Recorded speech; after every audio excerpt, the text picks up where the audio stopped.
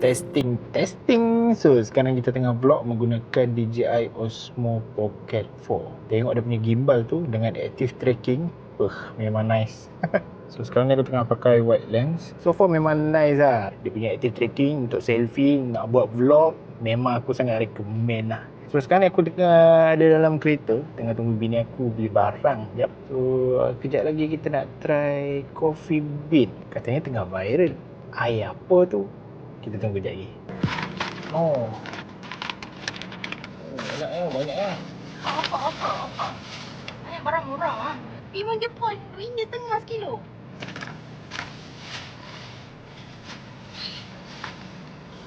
Banyak guys, barang-barang. Coffee Bean dekat situ. Tapi kita nak berkenal dulu ni. Nasi kandar. Memang sudah bungkus.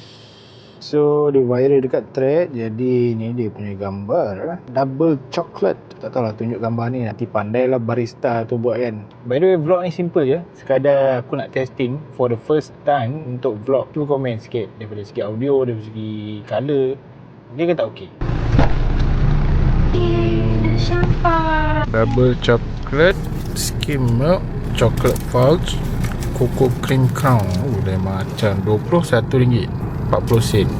Try dulu. Paling leleh tu. Ada ais. Hancur. Sebab dia tu ais double chocolate. Sedap.